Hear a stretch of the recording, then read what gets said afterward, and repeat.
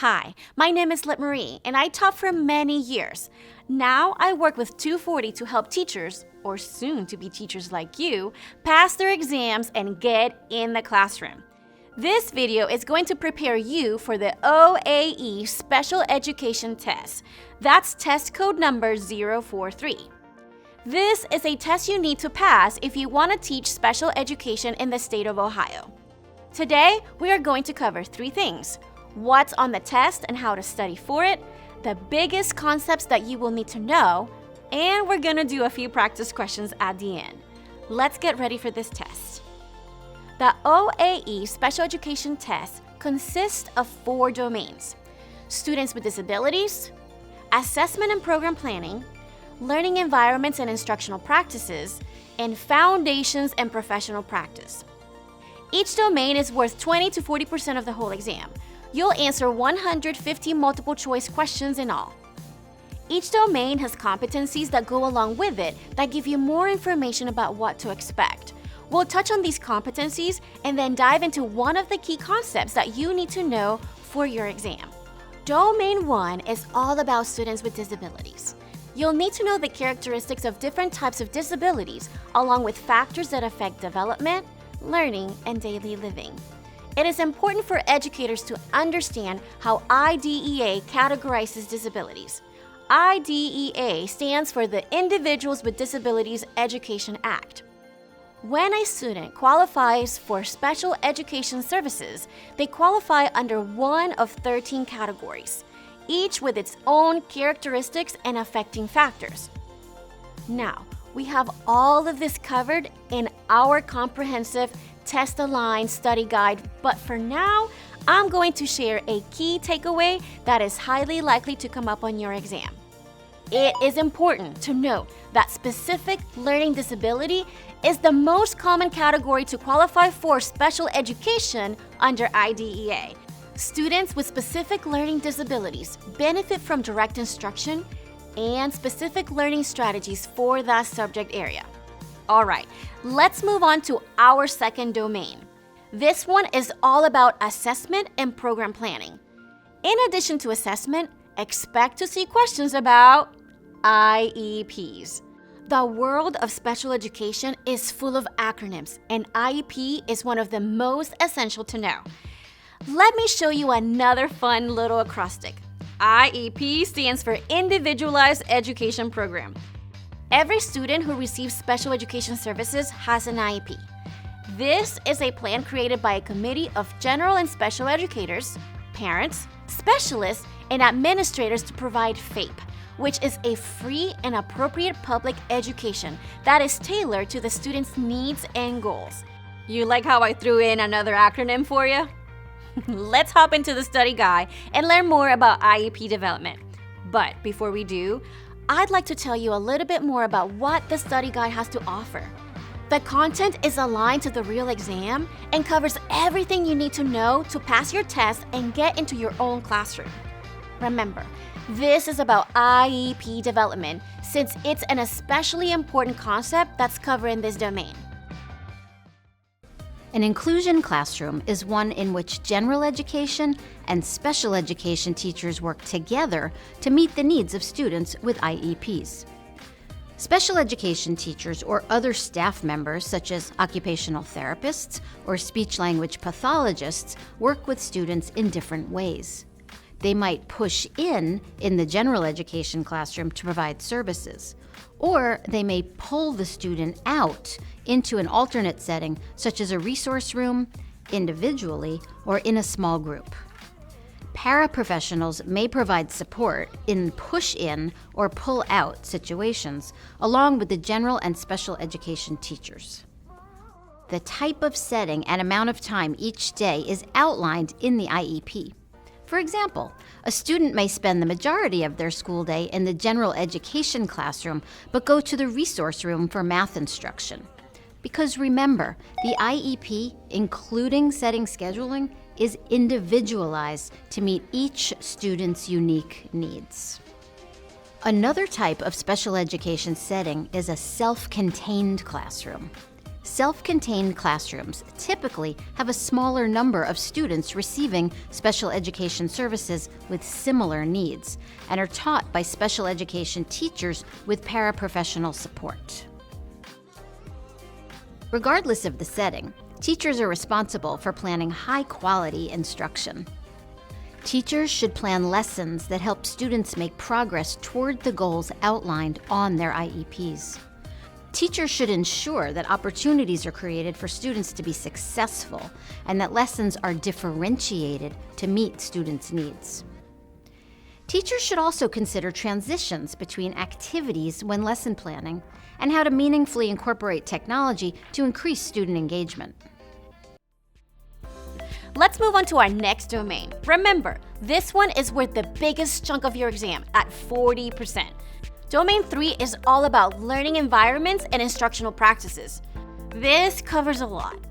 You'll need to know about planning, managing, and modifying the learning environment, effective instructional practices, strategies for developing students' communication and providing effective behavioral interventions, strategies for teaching living skills, and how to promote successful transitions for students with disabilities.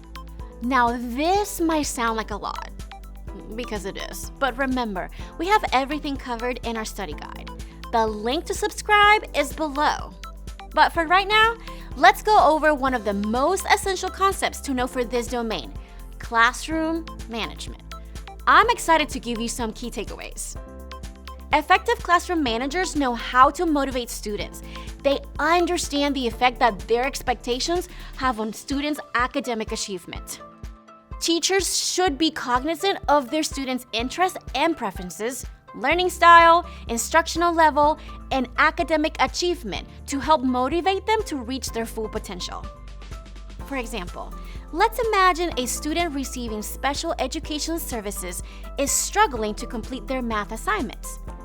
The teacher knows that the student is highly motivated by peer interaction and decides to use peer coaching as an intervention. Peer coaching fosters shared knowledge, builds collaboration and trust, extends critical thinking and problem-solving skills, and increases learning outcomes. This strategy will address the student's need for peer interaction and increase academic achievement. The most important takeaway here is that the management strategy should align with the student's needs. Okay, guys, we've touched on the first 3 domains. That means we have one more to go. Yay! Let's get to it. Domain 4 covers foundations and professional practice. This is where you'll need to understand the historical, legal, and ethical foundations of special education. Also, you must understand the professional roles and responsibilities of working as a special education teacher. Hey, and let's not forget one of the most important roles a special educator has: collaborating and communicating with other stakeholders in student lives, and that includes their families. In fact, I have a hot tip for you that is essential to know. Parents must give written consent before a student is evaluated for special education services. Consent is also required before an IEP is initially implemented. All right, we've made it through the domains, but let's keep this study going. Now that we've gone over some of the big concepts, let's look at some practice questions to show you how these concepts can appear on the test. Hey, if you're looking for extra practice questions, don't forget about our plan to pass. It can get you ready from beginning to end. Now, for practice questions, let's start with one from Domain 1. A first-grade student with autism spectrum disorder is having difficulty with classroom transitions. To help the student, the special education teacher should... Now I have to admit, at first, I thought A was the right answer. But after taking a closer look, I can see that C is the stronger choice. Providing a visual schedule will provide the student with a clear picture of upcoming transitions throughout the school day. Hey, did you know a super helpful feature of our study guide is the feedback you'll see for incorrect answer choices in your practice quizzes? This really helps you self-monitor and learn as you go. Now, why not? Let's look at another question. This one is on assessment. In order for a special education teacher to monitor IEP progress on reading goals on fluency and accuracy for a small group of 4th grade students, which is the best assessment procedure? This is the one we want. The weekly basis is essential for providing feedback and evaluating a student's progress so that the intervention can be adjusted if needed. Monitoring progress monthly would not be effective for adjusting the instruction of the student if needed. Now, let's see one from the Learning Environments and Instructional Practices domain. This one is about behavioral intervention. What is the primary purpose of a functional behavior assessment, FBA? Is it to identify the purpose or reason that a student is demonstrating certain behaviors? To implement a plan of action to extinguish or replace certain behaviors? To prevent placement in a more restrictive setting, or to collect data to prepare for dismissal from special education services. This is the one we want. Once the behaviors and reason why they are occurring has been identified, the IEP team can formulate a plan to target or replace the behaviors. And now one from Domain 4, all about the foundations of special education. Cassie is a 6th grade student who qualifies for special education services under other health impairment because of her ADHD. While she performs at grade level in all core classes when provided the accommodations specified in her IEP, Cassie does have a history of discipline referrals for repeatedly disrupting class with impulsive behaviors and inappropriate comments.